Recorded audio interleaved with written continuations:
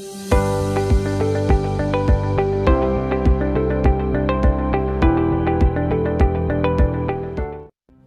day, everyone. My name is Lindokuhle Njozela. I'm a master's student in economics at the NWU. It is my honor to welcome you all to the 2021 Northwest University's Race Awareness Week. It is particularly important for us all, not just economists, to consider the relationship between race and the economy.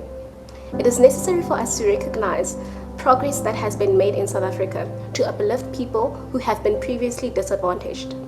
The World Bank's Overcoming Poverty and Inequality report shows us the latest available data, which indicates that around 2.3 million South Africans have escaped poverty between 2006 and 2015. While the coronavirus will have worsened the state of poverty in South Africa, especially along the lines of race, it is worth reflecting on the gains that have been made. But there's still much to be done. Just before the pandemic in 2019, we still had massive inequalities in terms of unemployment. Black Africans were reported as having 43% unemployment rate. Colored people were reported as having 30.1% unemployment rate. Indian people's unemployment rate was 20.6%, while white people's had only 9% unemployment rate. Startling statistics are also reflected in earning differentials, where Black Africans on average still earn less than what half of white people earn in South Africa. So too, a breakdown of the Black African workforce reveals that 18% are considered skilled workers, while in the case of whites in South Africa, the skilled workforce is 61%. These statistics emphasize that 3 centuries of colonialism and half a century of apartheid have left South Africa with massive challenge of changing the structural inequalities embedded within our economy and indeed our society. One of the main reasons for us hosting these cross-curricular events during RAW is to augment our learning outside of the classroom. This week is an opportunity for us all to learn, wake up, and to reflect. We encourage everyone attending this session to acknowledge that as a community that encourages intellectual discourse, that we need to ask the hard questions, but that we always remain respectful.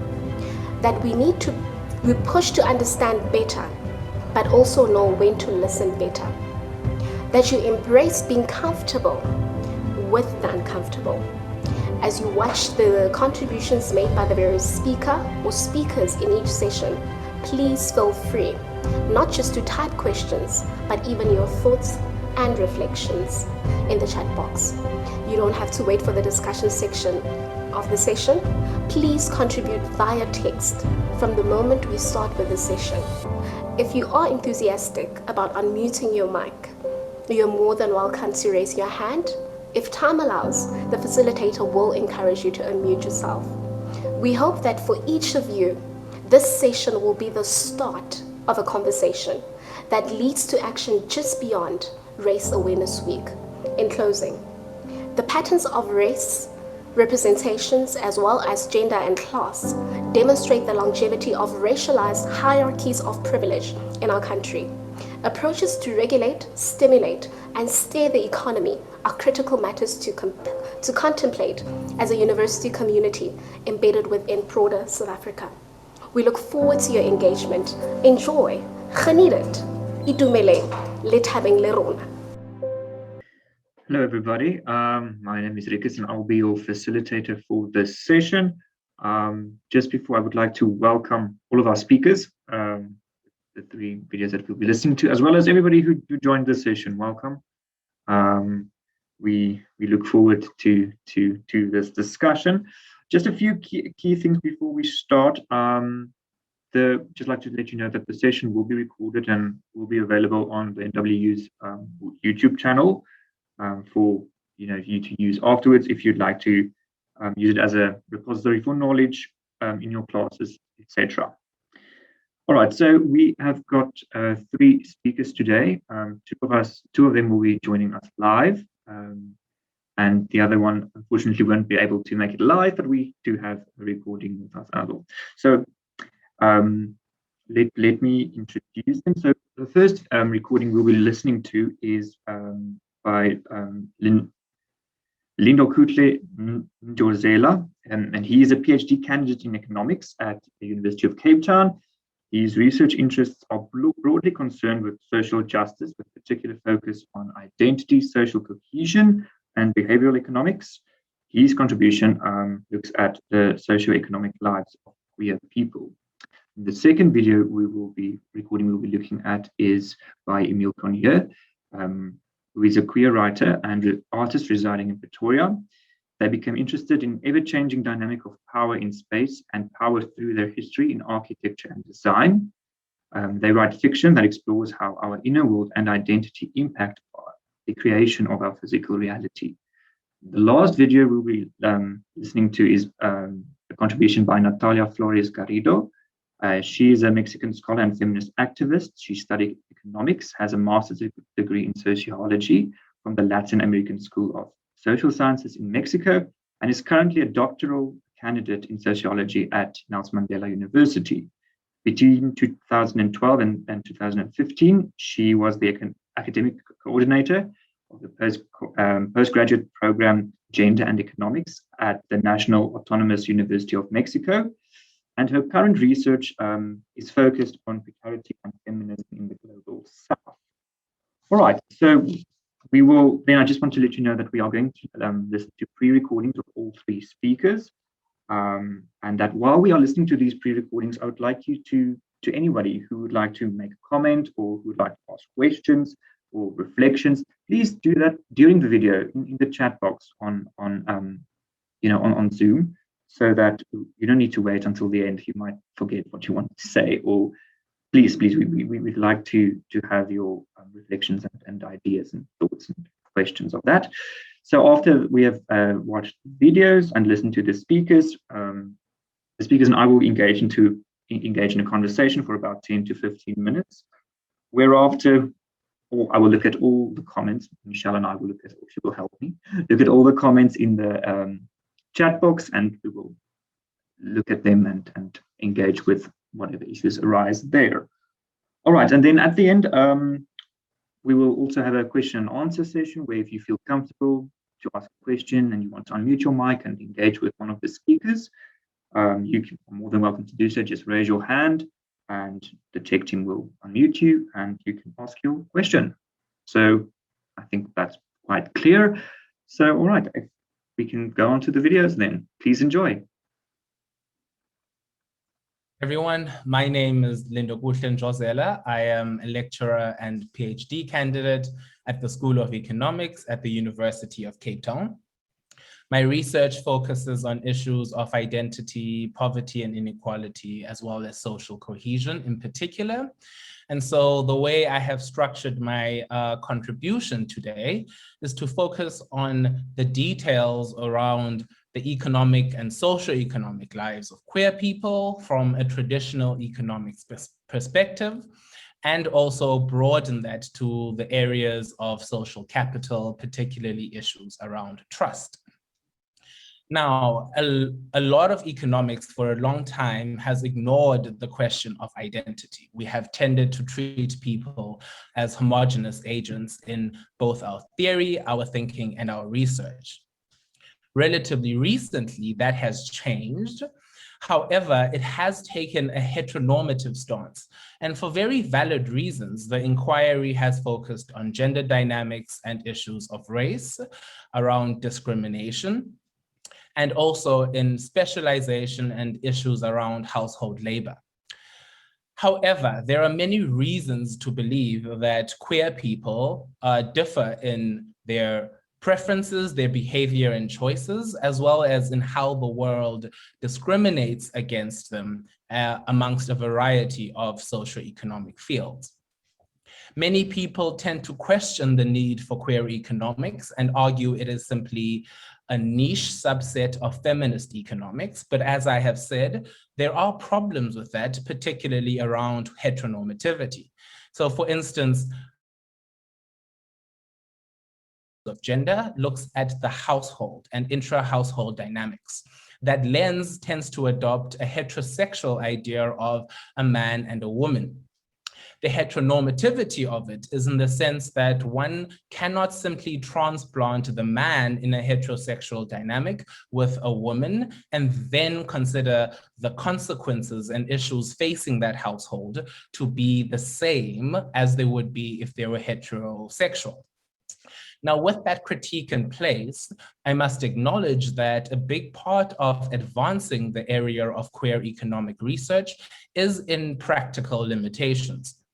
Very often, we struggle to have nationally representative surveys and questionnaires around issues of queerness.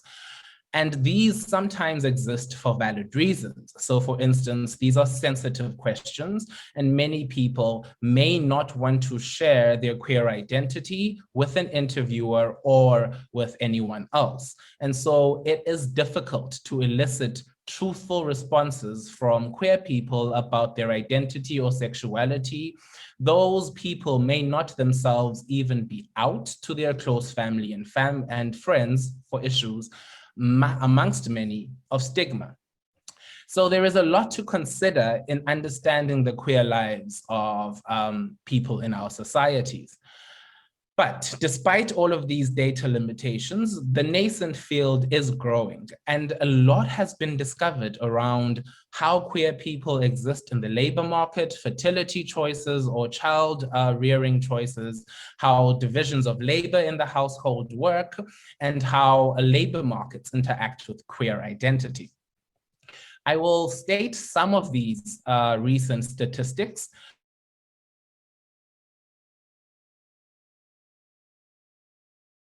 Input will not be on those specific statistics, and instead they exist as setting the scene.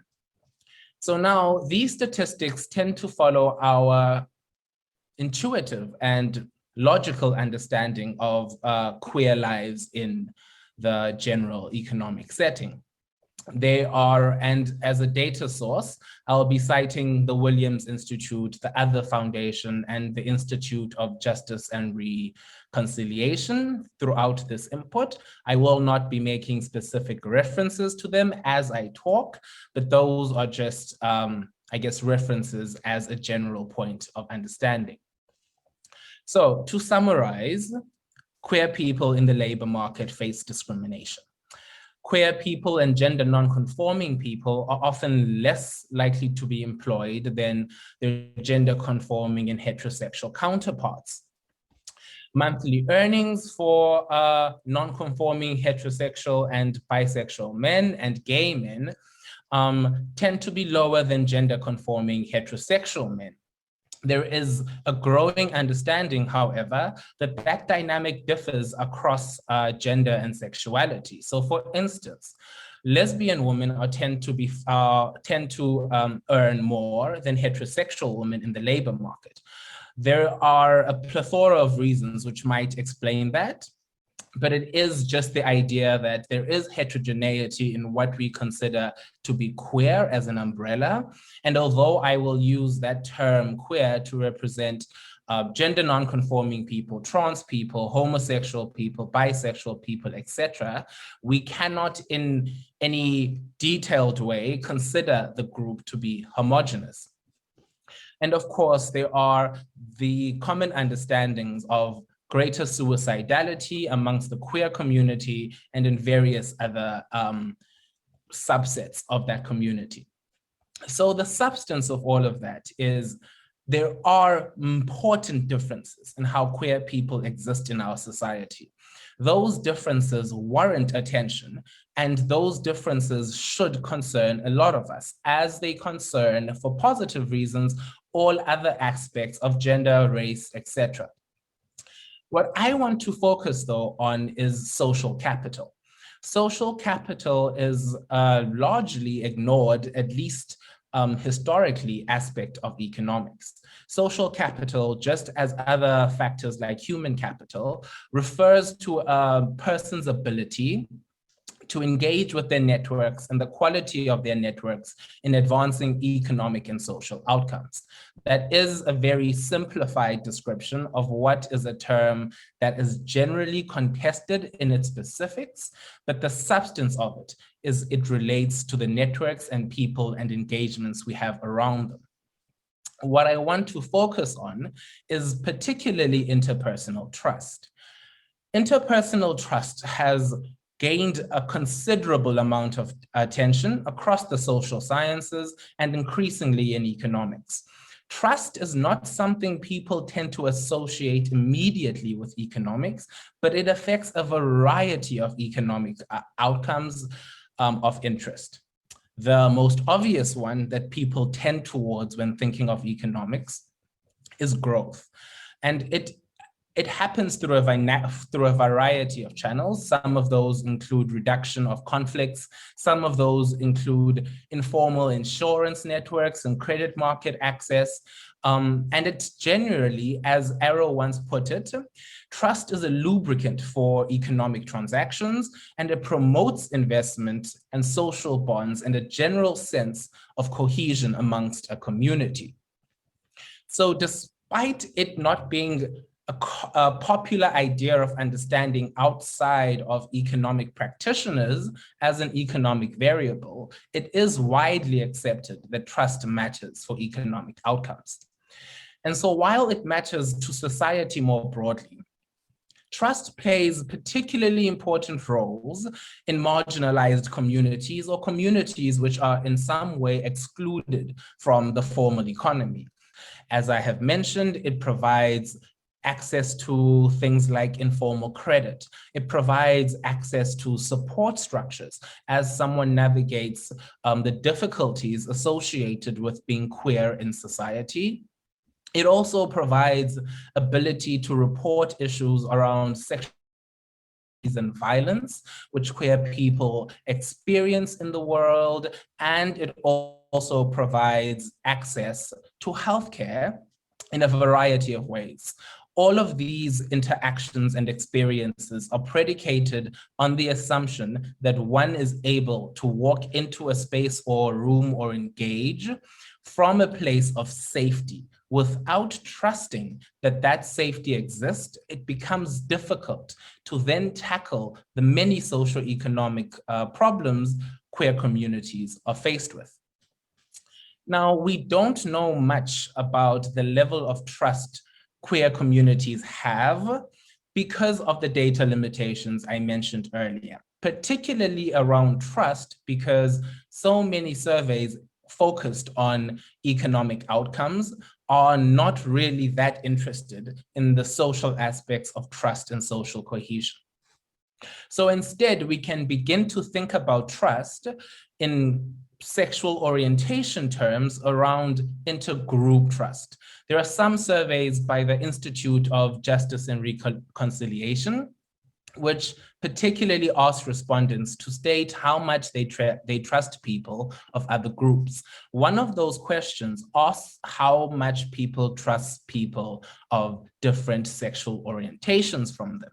Now, of course, it's important to caveat that because we don't know, and we would presume that many of the respondents are heterosexual people referring to homosexual people or queer people, but we cannot say that with certainty. I think it is a safe conjecture, but nonetheless, it is important for us to understand that that is not necessarily a matter of fact.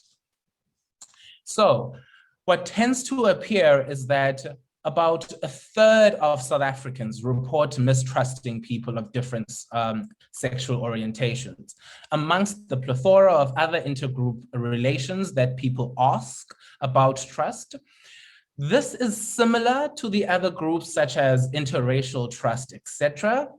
But it is important to note nonetheless, because it does tend to reflect a specific subset of society and particular intergroup relations.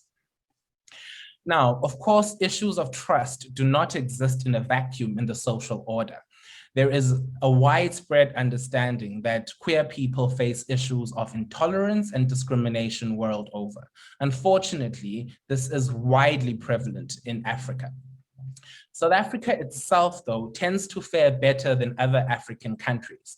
We tend, in questions asking whether or not we would accept a queer person as a neighbor, we tend to be more accepting and more not disliking, I suppose, and there is better phrasing for that, but nonetheless, of having people of queer sexual orientations as neighbors.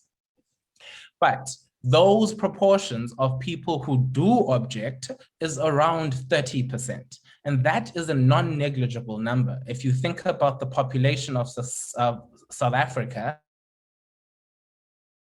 30% is a very large fraction. So although we are relatively more tolerant than other African countries, tolerant in any equalizing and socially important ways. Now, of course, communities which are discriminated against tend to therefore have less trust in others. They tend to be more suspicious in their daily interactions with people, and that again reinforces this position of disadvantage, where communities need to develop trust, but their ability to develop trust is hindered by the discrimination they experience and the marginalization. And then, given the importance of trust I have just discussed, can result in those very same communities existing increasingly on the margins of our society across variables of interest. Traditionally, the way we counteract issues of intergroup conflict or intergroup prejudices and tensions is to look at what is commonly understood to be contact theory. A very simple understanding of contact theory is that once we engage with people under a variety of conditions, which are equality, interactions towards a common goal, and some others, we tend to then update our beliefs of prejudice based on those people. The fundamental assumption there being is that there is no inherent reason to mistrust people of other groups. It is instead a belief that is formed in isolation. And once we're able to engage with people on personal levels, etc., in the workplace, we can update our beliefs to reflect the true nature of the outgroup. Now, as successful as that theory and formulation has been to issues around particularly race and ethnic conflicts, the queer community faces a particular challenge in that their identity can often be hidden. So although many people may be engaging routinely with people of queer identities, that need not be an obvious identity marker. And so the idea of contact theory really becomes complicated in trying to navigate queer communities and outgroup prejudice towards queer communities. This is particularly salient if we go back to that point around intolerance I made earlier. If one is unwilling to have queer people as a neighbor, and we can infer from that they're unwilling to have queer people in their social community and circles, it becomes very difficult for then people to be able to engage even with queer people who are out or identify in public as queer. This in South Africa becomes, I guess, even more problematic if we think about the proportions of people or the rates at which people who are engaging with queer friends. Again, I cannot say in the next statistic whether or not this speaks to heterosexual people and their engagements with queer people, or queer people and their engagements with queer people. We just don't have the data to be able to make that claim. Available estimates suggest that around 71% of South Africans do not have any friends who are on the sexual spectrum outside of heterosexual. I hope it is clear how such a large proportion of people who are not interacting with people in the queer community limits the most commonly accepted remedy to outgroup prejudice and conflicts.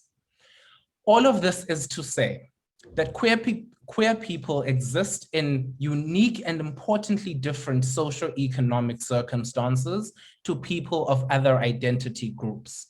And while it has been valid to be interested in issues of gender and race, it is becoming increasingly important for economists to join what the other social sciences have been doing for decades and recognize the importance of queer lives.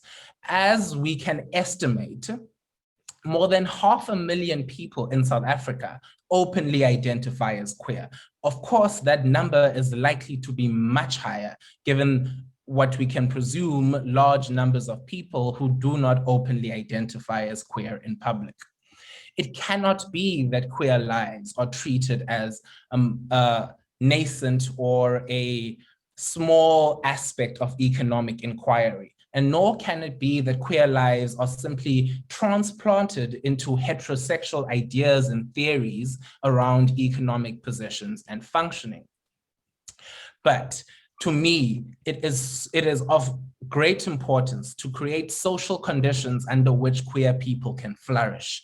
And those conditions exist, if we are honest with ourselves, as responsibilities for non-queer people. It is important for us to create conditions under which queer people can live and flourish as themselves, develop strong social capital, which is commonly understood to affect a wide range of economic outcomes. Thank you. Hi, I'm Emil. I am a queer writer and designer and artist. I live in South Africa, which I think is a very interesting environment to navigate different identities in already, queer or not. So yeah, speaking about this topic of queerness and precarity and where they intersect, kind of started by trying to define for myself what is queerness and what is precarity, and why are these two, why do they intersect? How is this topic relevant to me? And the more I tried to answer this question, the more this one sentence stuck in my head that said, precarity and queerness do not so much intersect as walk hand in hand.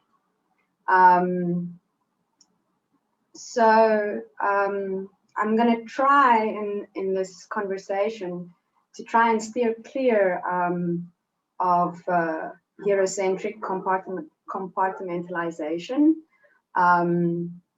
as that is kind of the worldview that we are struggling with, and that is creating basically these rigid hierarchies of power. And you know, there's certain avenues where resources can be distributed among certain different groups of people or individuals, and the compartmentalization makes it possible to kind of define who's worthy of these resources and who's not worthy. And the interesting thing is that queerness kind of flies in the face of this compartmentalization from the outset. So it already kind of rattles the cage of the system that kind of determines where resources go and who gets to get a piece of this pie. So I identify as queer, but I'm constantly challenged to define what that means for me, like in which ways am I queer? I know that I feel out of place in my body, in the world. But is queerness specifically related to my sexual preference or my gender identity, or are there other ways that we can be queer? So I wrote here that we live in a global village these days, one that is defined by a predetermined narrative, one that centers white people and being part of a core family as the ideal example of being in the world. And this is the thing that we're all expected to aspire to. But who decided that this is the norm, and when was it actually ever the norm? When was it ever the most prevalent example of how to be in the world? It's just the narrative that we're told, and more in mainstream media. So strangeness, queerness, out of the ordinariness is anything that challenges the white heteronormative narrative. So one of my favorite queer writers, she's called Sophia Sinopoulos-Lloyd. She is the co-founder of an organization called Queer Nature.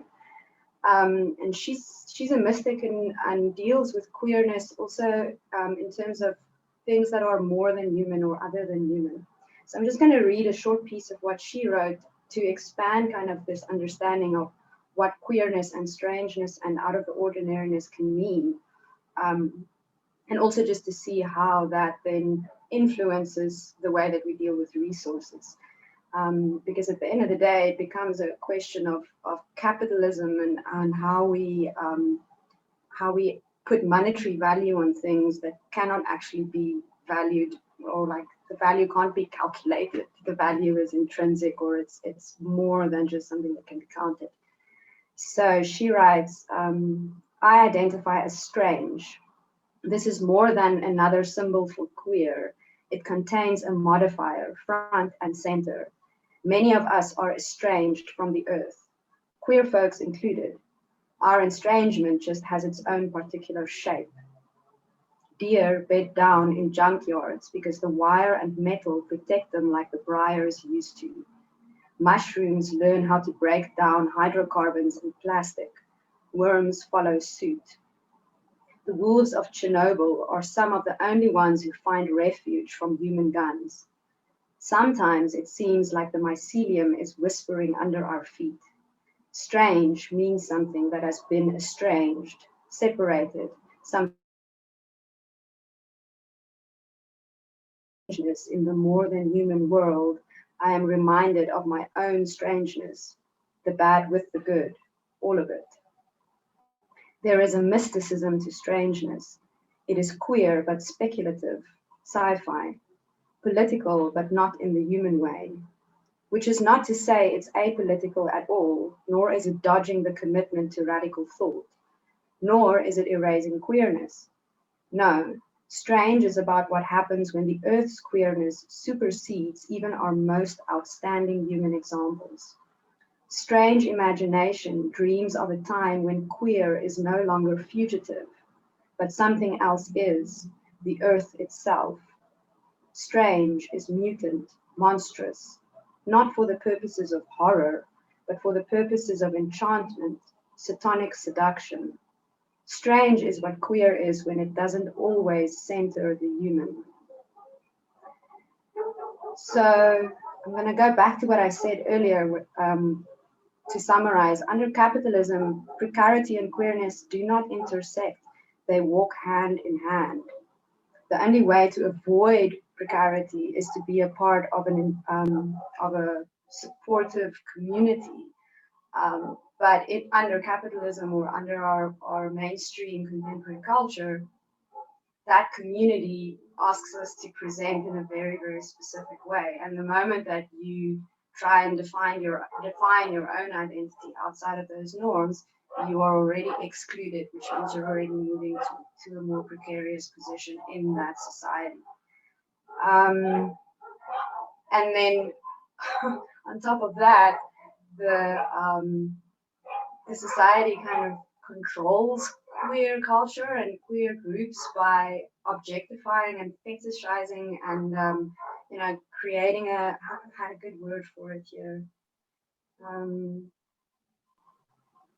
While queerness in the form of eccentricity perhaps is celebrated in the media when it can be consumed as an aesthetic, so whether that's appropriation of indigenous cultures or even the way that white folks appropriate hip-hop culture, in that way, when we can consume it as something, as a culture, then it's an acceptable way of being. But if you actually want to live it, then it's immediately classified as suspicious, something to be questioned, something to be feared, because in this queer presentation, we're actually being faced with that part of life that is strange, unknowable, outside of security, asking us to lean into our weirdness, our more than what we are, the big questions.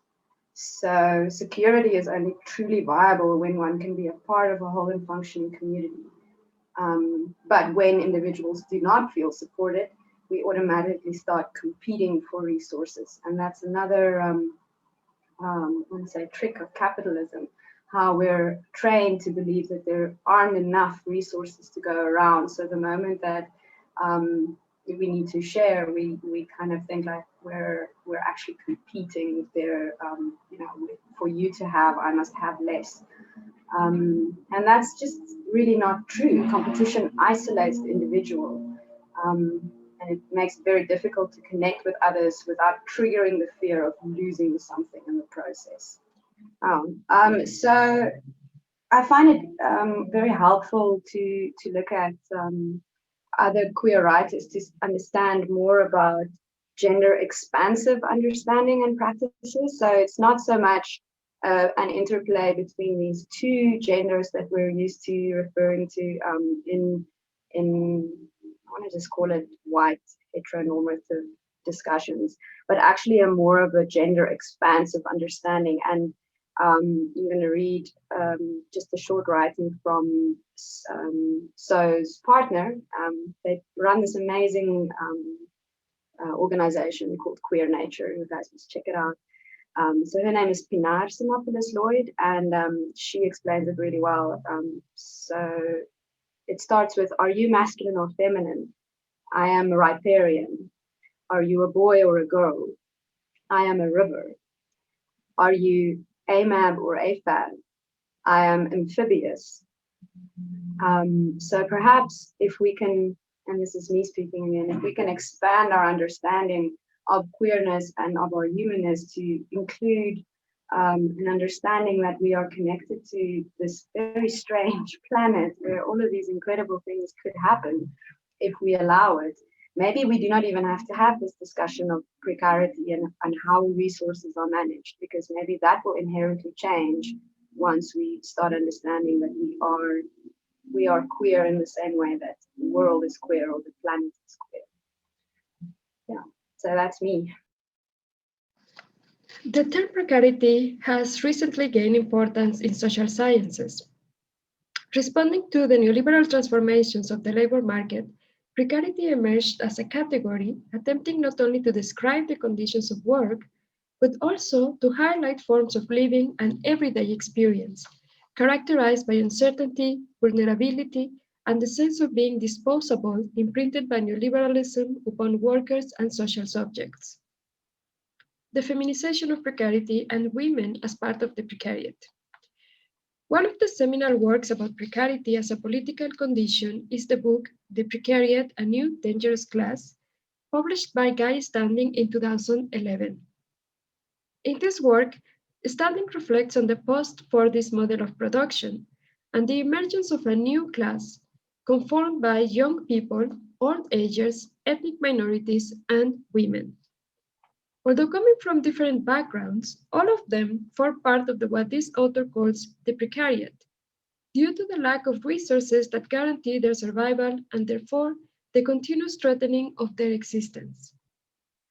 Before this, in 1999, Standing published a paper called Global Feminization Through Flexible Labor, a theme revisited, where he discussed how certain conditions of the labor market previously reserved for women had become generalized. As he elaborates, not only do women workers receive lower wages in general, but they are more prepared to work for lower aspiration wages for well-known reasons. Traditionally, women have been relegated predominantly to more precarious and low-income forms of economic activity. The fear now is that their increased economic role reflects a spread of those forms to many more spheres. In this way, The work of this author exemplifies the two kinds of discussions associated with the term feminization of precarity. The first one, as reflected on the idea of the precariat, is mostly statistical. It highlights the higher probabilities of women to work under precarious conditions and the disadvantages that women, in general, experience when entering the labor force. The second one is not so much quantitative, but qualitative. It reflects on how precarity started as a condition of women's work and then became widespread, dismantling previous arrangements around work and masculinity. But then we can ask, is the feminization of precarity the only way to analyze precarity from a gender perspective? Research about precarity has expanded, considering how this reality takes place in this body of research, nevertheless, case studies and reflections focused on the gender dimension of this reality are scarce.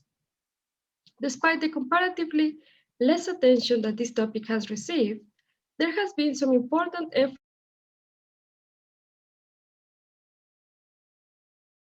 focusing on how and why precarity is a reality that affects women in particular, placing them in the most precarious jobs available in society.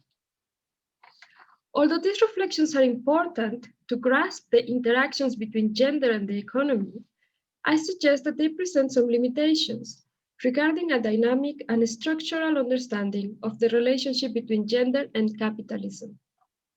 In the term feminization of precarity and the research that follows it, there seems to be a confusion between the participation of women in the labor market and the gendered nature of the labor market itself. This approach allows analysis focused on how the economy affects women, but they do not analyze the interactions between precarity and gender in a broader sense. I propose that to understand precarity from a gender perspective, it is necessary to take seriously the theoretical insights and political alternatives opened up by feminist political economy. In fact, the main limitation of the perspective of the feminization of precarity is that it analyzes precarity and women only in regards to the labor market and the dynamics taking place in it. By focusing exclusively on the labor market, it leaves out of the discussion what feminist political economists have proposed as one of the fundamental dimensions of the deeply gendered capitalist system. This is reproductive work as a feminized, outside the market, invisible and unpaid type of work that allows nevertheless the existence and reproduction of capitalism and of life in a broad sense. What would it mean then to theorize the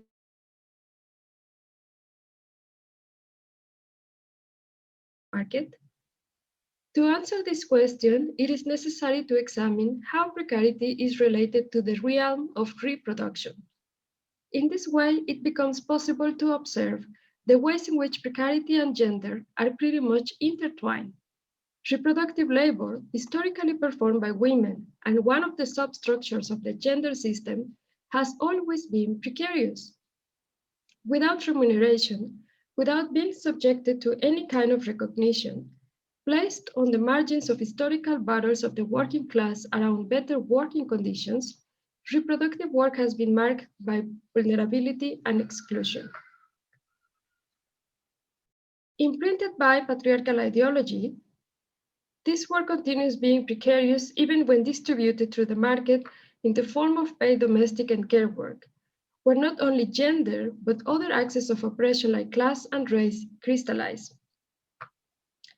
To broaden the analysis of gender, race, and precarity, taking into consideration the sphere of social reproduction, will allow an understanding of precarity as a condition that is not only expressed in the deterioration of working conditions worldwide. This analytical framework of precarity studies could be enriched by considering how precarious lives are marked by the lack of resources that allow the reproduction and sustainability of living. These resources often surpass the realm of the market. Its precarization is expressed in social phenomena like the crisis of care, new enclosures that privatize communal sources of survival, like water, clean air, nourishing food, vaccines, among others.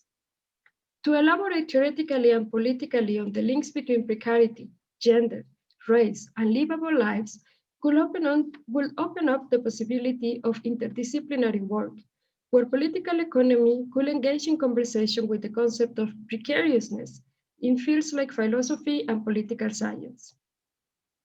Lastly, this expanded view of precarity and social reproduction provides an important clue for political transformation.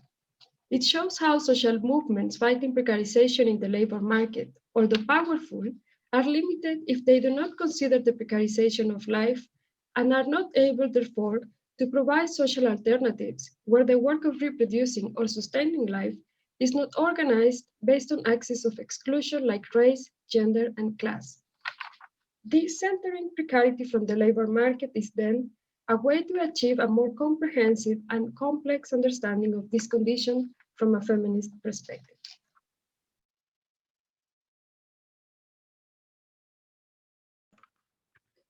All right. After watching, I think we can all agree that that was really good contributions that made me think, especially. So I think if we can have Emil and Lindo back on video, that we can. I might not interrogate, but just ask questions. Right. Well, what really struck me was there's quite a good continuation of the discussion between all three contributions. And I might firstly want to ask Lindo. I mean, you did say there was an influence of those 30% of the population that's really okay with having or engaging with queer people. Do you think geography plays a role in where that 30% is located? Would it be more urban like settings or rural? What's your thoughts on that? So there would definitely be some segregation around urban and rural, and there are other factors which play into that, like levels of education, etc. It tends to be that people of higher levels of education or in more urbanized areas tend to be more, I guess, accepting of queerness and queer people. But again, that's such a broad umbrella of person that there'll be lots of variation and differences amongst that.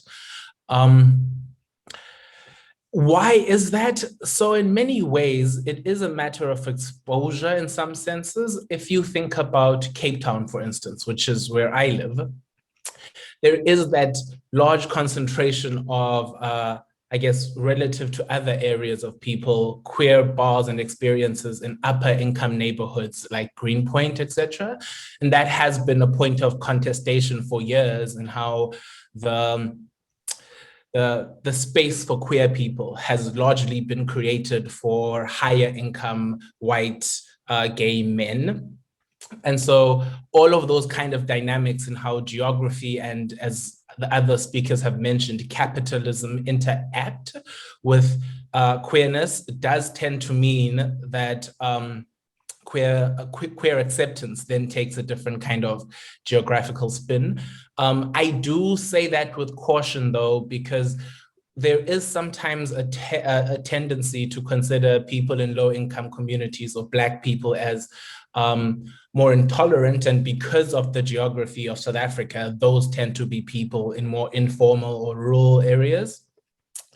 So it's something I say with caution, because it can with little justification paint homophobia or queerphobia, transphobia as a low income or a Black phenomenon, for instance. But yes. All right, brilliant. And I'm so glad that you used the word intolerance again, because and you also said that there's these 30% of the population that's tolerant. I'm not a big fan of the word tolerant, because to me there's still a power structure attached to the word tolerant. I can tolerate you, but that doesn't mean I accept, or like that. I think somebody made the comment in the context of unconditional acceptance. That's very interesting, and that links to Emil's contribution, where she said, where they said that we have to be part of a supported community as a whole, and that I don't think tolerance is perhaps the best way to create that whole community, but acceptance rather. Emil, what do you think? Yeah, I agree. I think tolerance is almost the entry level, interaction, and thereafter you want acceptance, and eventually you actually want to embrace people for their differences. So tolerance would be, I guess, the bare minimum. But I mean, that raises the question in my mind: is why are people not tolerant of what they don't know? And I think as humans, we maybe not honest enough about how easily we're freaked out by things that aren't familiar. And so we create these places and these structures that follow specific rules so that we can know what to expect from other people in the room. And if you then don't adhere to that, then immediately, you're put under a spotlight and cast out. And those social rules are really, really strong. I mean, we think we live in an accepting society, but it just takes one or two instances of someone pushing that boundary of anything, whether it be intimacy or mentioning a taboo topic or whatever, to quickly shine the light on what is not really acceptable. The fear of the unknown. Yeah. That's very interesting. And I really like what you said about queer being a you also said it's something that you constantly think about what it means, and that relates to me, that so being queer is not a static state. It's something that's constantly changing, or is it something that we should all think about as a type of, ironically, a certain type of structure? What do you guys think about that? Is it something that's constantly changing, or something that's not static in terms of identity or how engagement or something? Well, for me, I see queerness not only as an identity, but as a lens. So it's a way to look at the world and to realize that we have this binary lens, this dualistic lens that we kind of inherit. So we divide a lot of things into these two polar opposites: good and bad, black and white, male and female, order and chaos. And queerness is, for me, a way to interact with those, to see that the world isn't made up of these interacting opposites. There's a whole spectrum of possibilities in between. And we're focusing on these extremes all the time. And when you start delving into that spectrum, it's really strange. Like, you discover things that you would never imagine when you're just thinking about these two opposites interacting. I don't know if I'm making sense. Does that resonate? Yeah, you are. So I think in terms of the change, I think as Emil just mentioned, there's a lot of fluidity and spectrum around it. And I know from my own personal experience with my sexuality is that there is so much benefit in finding a community and labeling yourself as X, Y, Z, P. But then I think there is such a spectrum where I suppose the label itself becomes less and less important, at least for a lot of people I interact with in the way we think about the world, because it is such a fluid idea, or at least an idea for people who consider themselves queer. No matter where we begin to fall in the I guess categorizations thereafter, I do think there is a lot that happens in between growth and I guess identification. So I would consider queerness to be something that changes, and I think there's a great value in looking at it as, I guess, a prism, as was just mentioned, or a lens in which you experience the world. So yeah, I think It is, and of course, many other identity markers change and grow, and how you experience them changes and grows, but it is probably, I would argue, particularly salient in gender identity or sexuality, because in so many ways, what it means to be attracted to a man versus a woman, for instance, is such a blurred line. And so, yes, that would be my thoughts. Well, thank you. Great points. And then one last thing I'd like to ask you both to comment on is the third video we looked at Natalia's contribution. She said that feminism is a lens or is a perspective, or this is a theory that we can use to understand the precarity. Do you think it could help the queer community as well, or is it like a stepping stone, or what do you guys think about that? So I'll jump in there, and I think a lot of great points were raised in that contribution. And I think there is a lot of work to still be done around the feminization of precarity, and completely agree that in economics, or at least in society, when we match it with capitalism, there are all those problems that were mentioned. I think with the queer community, something that's always deeply irritated me is how in a capitalist society, a lot of the work around at least queer economics is designed, or at least framed, such that queer people are valuable to the system.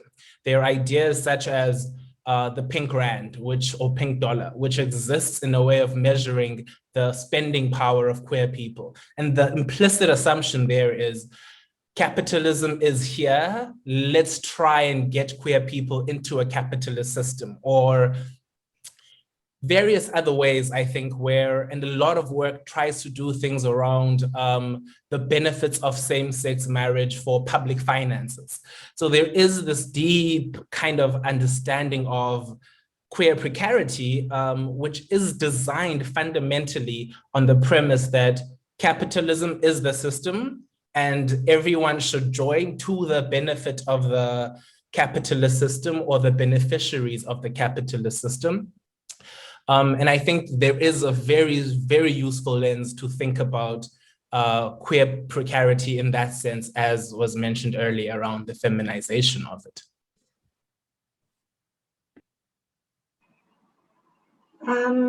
Yeah, just my 2 cents on that. I'll have to put in a disclaimer. I am deeply anti-capitalist. So I think what really resonated for me there is how she pointed out that, we don't look at the value of the labor that goes with having kids and raising kids, and all of the kind of unseen labor. And I want to add to that things like emotional labor of previously oppressed people, especially Black people. So there's so much going on in our social structure that cannot be measured in money. And yeah, I guess looking at the role of women to start unraveling that is a good starting point, because we're very aware of the role that women play, and yet they actually do it silently and in the shadows. Yeah. Okay, well, thank you. That clears up a few things in my mind, so thank you for that. I think we should go over to the comments now. Sharon made a comment. I missed the intro. Please locate for me the Institute for Justice and Social Cohesion, housed in a national or university structure, etc. I think that's all geared towards you. Oh, I don't know what that institute is. I think it was supposed to mean Institute of Economic Justice. Perhaps I misspoke in the video, but that is housed at Wits University. Yeah, I think that's the response to that. Sorry if I misspoke and called it Institute of Social Cohesion. No, I think you did say, she did say that, missed the intro, so I think. Okay. Yes, all right. And then Zander said they agree there's a difference between tolerance and unconditional acceptance of queer people from minority groups. My experience is that most people are more comfortable with tolerating differences than actually accepting the differences, which is, I think, what we spoke about. go. And then there's a question from Karu. This panel is really cross-disciplinary. Thanks so much for the contributions. It seems to me that overwhelming economists are not engaging in this type of research.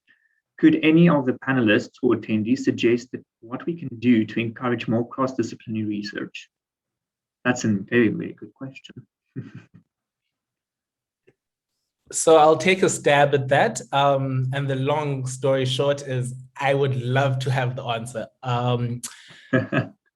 Although economists are increasingly beginning to recognize the interdisciplinary nature of our work, there is actually this wonderful, there is a quote by Samuelson from decades ago, who's an economist, and he once said, economics is the queen of the social sciences.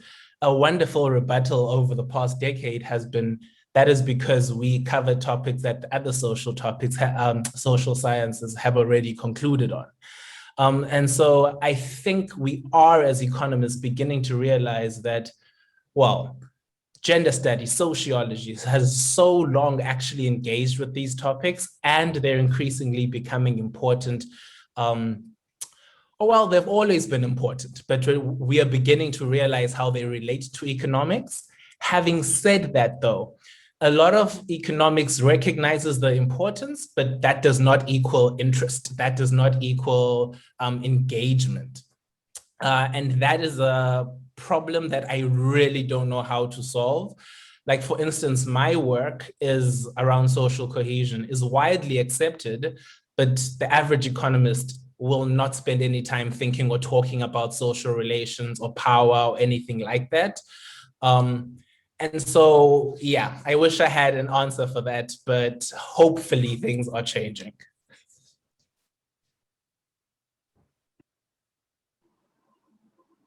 I don't think there isn't a simple answer for that. I'm not in economics. Luckily, I have a bit more of a diverse interaction with academia. So I think hosting creative workshops is always great. Getting people to express in a creative way is always a nice way to find similarities in thinking. So I'm quite involved in facilitating poetry workshops and that kind of thing. So yeah, I don't know if that's helpful. But just bringing together people from diverse backgrounds and from multidisciplinary backgrounds, which is not as simple as it sounds. Makes sense. Sorry.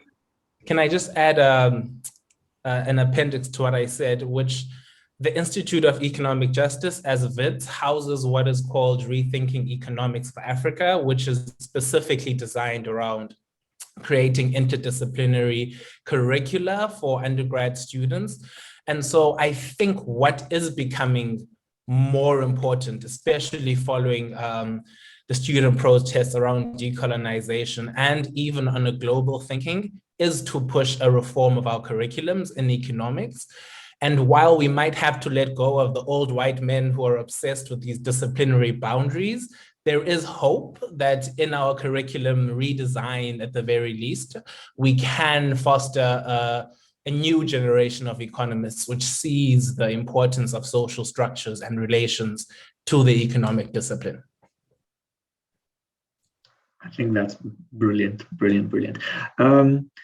Good. So there's another comment from Shad. Love the panelists' firm point that queer liberation inherently relies on liberation from capitalism. So would any of you like to engage with that statement a little bit? Sorry, if I can quickly then just jump on that. So this is not the question that I wanted to ask, but I do think that it relates nicely to the question that the second question that Karu's asked also here. What does it practically mean to be liberated from capitalism? And it doesn't just have to be, I'm really keen for the panelists to give their take on it, but, I know we have a lot of social scientists who are in the Zoom room with us. So if anyone is keen to answer that question, I think it would be such an interesting avenue for us to discuss. I see we do have an answer from one of the people in the room. Richard says, I can't speak for others, but for me, it means liberation from a system of exploitation and exclusion built on the enclosure of the commons and the creation of a labor market with production being geared for private profit rather than social need, built on relentless resource extraction and environmental See, I'm actually Afrikaans and now it's starting to show degradation, and this all inherently and deeply linked to racism and patriarchy and queerphobia. I think too often we see social issues, that is racism, patriarchy, queerphobia, etc., as somehow separate from economic issues, that is basic needs, labor, precarity, flourishing, etc. We need to see these as aspects of the same multifaceted system of oppression. So for me, queer liberation means full social and political and economic liberation all at once.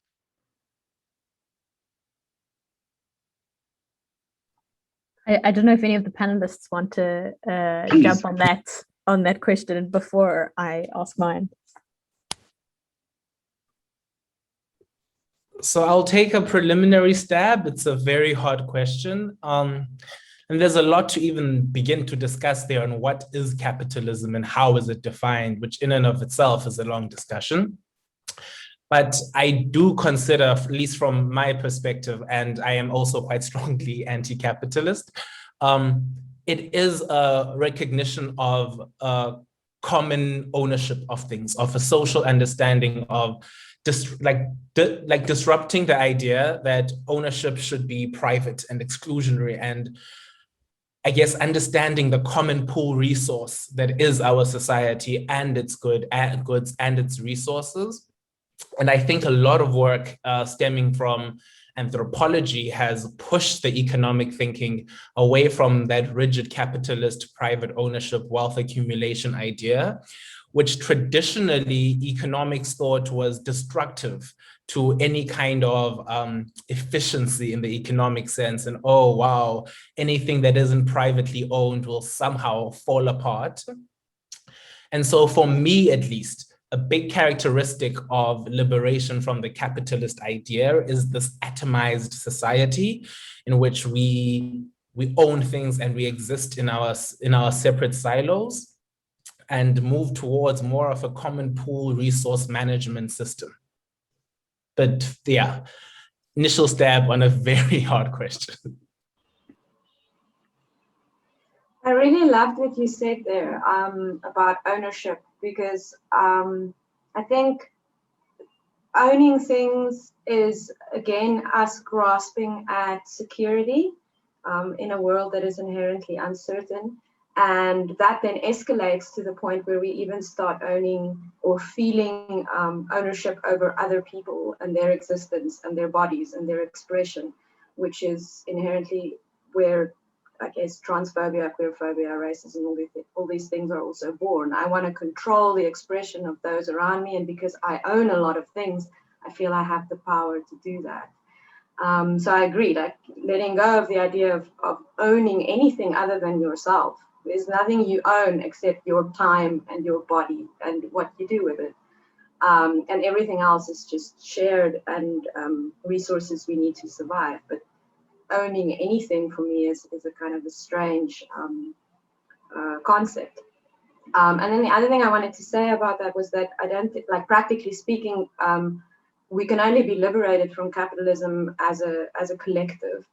It's imagining a whole new way of existing in the world. So it's very hard to imagine now, when we are all part of this very restrictive system, to imagine how an individual could exist outside of that. But the point is, we can't. We have to shift as a whole society to a place where we don't cling so tightly to this idea of private ownership. I'm very glad you mentioned that. Brilliant. Michelle, I think you can ask your question. Thanks.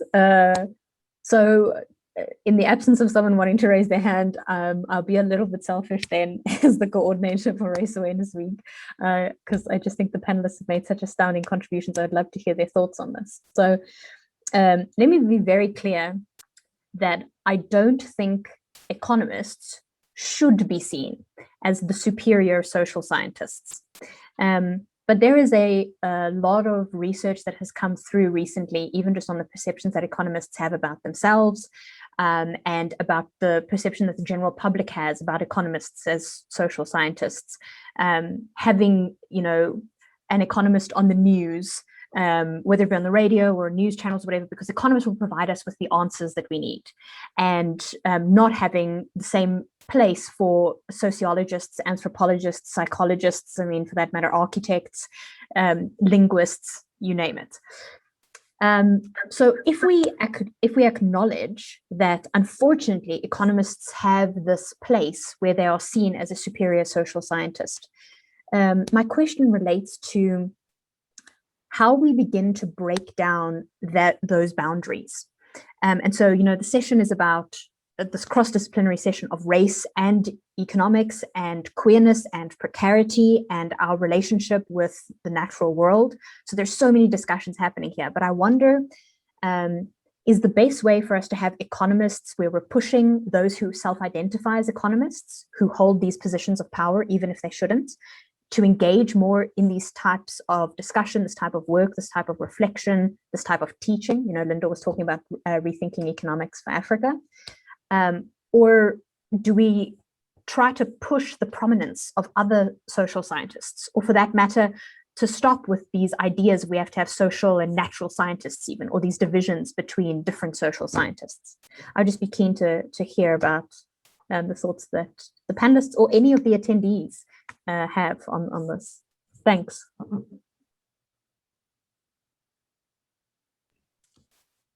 Okay, I'll jump in there. I think it is alarming that the general public, if they had deep insight of economic predictions and how economics works, would laugh at us. I genuinely think they would look at us and think these people are looking into these non-existent magical balls and nothing is happening. So in some sense, I think while people see an economist on TV speaking in some senses, they often don't understand just how often we fail at predicting and understanding anything. And I guess there's a veil that hides the messiness of economics. I'm not entirely sure how to disrupt that, especially in the general public, because I think there is a recognition around practicing social scientists, or people who are, I guess, have learned about economics in some senses properly, I suppose. And by properly, I mean with a proper curriculum, that we're bad. Like there's no two ways about it. We aren't actually good at what we claim to be doing. I think then there's also the case to be made, which has always been a pet peeve of mine, how economics is so often located in the faculty of commerce under this guise of business. And because we operate so often with numbers and graphs, it does create an impression of economics as somehow being purely a commercial system. I think there is such value in rethinking, just as a framing exercise, to be honest, the location of economics as a social sciences in humanities departments.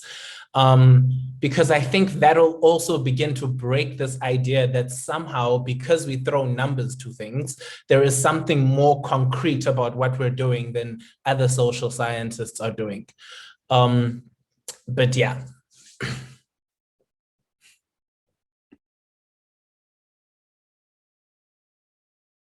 Good. I was going to say, I was just going to say, I see we have a really great quote from Karu here, and one of the previous contributions had been talking about the influence of sci-fi, actually, Emil. And so this is a great quote from Ursula K. Le Guin. I just wanted to kind of read it out. We're almost done with wrapping up the session. So I just wanted to kind of read this quote just for everyone to reflect on. We live in capitalism. I see Rashad is very excited. We live in capitalism. Its power seems inescapable. But then, so did the divine right of kings. Any human power can be resisted and changed by human beings. I thought that was a really great quote for us to perhaps reflect on. Rikus, I think over to you. You can maybe just reflect on Rashad's comment, and then I think we can move to the lucky draw, and then I think we can just have closing comments from the panelists. Thanks so much. It's a pleasure. Thank you for raising your hand. No, I do. It's one of the very thought-provoking quotes, and it almost makes me think like it's a system that we created, so it's our responsibility to change it if it's not working anymore. So I don't know, Emil, would you like to reflect on that a little bit more? So I'm very happy that they mentioned The Dispossessed. I also recently read it for the first time, and I think that's a great example of a alternative way of looking at how we deal with resources and work and redistribute roles in society. So the anarchist planet versus the capitalist planet. We're really only limited by our imaginations. That's what I would say. And I have to say, from a literary point of view, I'm very happy to talk about books in an economic session. So thank you so much. But yes, then we have got another question from Cronje. Just finished the Disposed as well, and I listen now to Wave in the Mind on Audible. It's also great listening. So we've got a few brilliant reading and listening recommendations as well. All right. I think we can go over, Michelle, to the lucky draw for the 10 gig data, if Moni can help us with that. Good day, everyone. My name is Nani, and I will be conducting the lucky draw. So in here, I have all the student numbers of the individuals that registered for the session, and whichever student number I pull out first, that individual is the winner of the 10 gigs worth of data.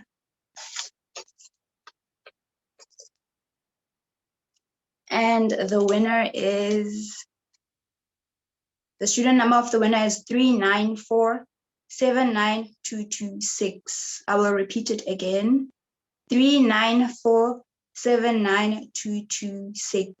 So congratulations to the winner. You won 10 gigs worth of data. I will also leave the student number in the chat box. All right, thank you, Noni. Thank you for that draw, and congratulations to whoever is 10 gigs.